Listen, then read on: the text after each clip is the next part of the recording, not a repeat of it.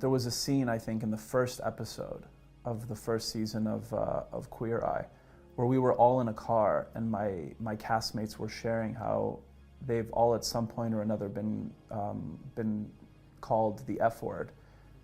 And I was the only one who hasn't been called that, because for a large portion of my life it was just assumed that I was straight. And I have been in relationships, more relationships with women than men. And so it wasn't something that I had directly experienced.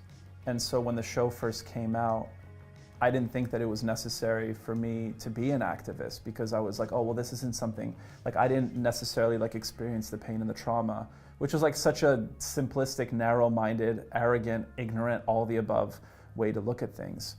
But what you realize when you become a public figure, for better or worse, you realize that like people are watching everything that you do. Just your mere existence actually gives hope to people who aren't able to express themselves freely.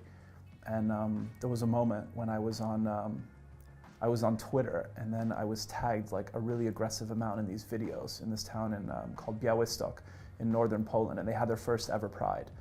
And they were having bags of flour thrown on them. There were rocks later that were reported. That was like a very strong, painful reminder that it was like, no, like I do have a voice and I do need to be using it. And that's something that I've taken on, that I've been definitely a lot more proactive in. Just because I'm not there doesn't mean that I'm not responsible. I think we're all responsible.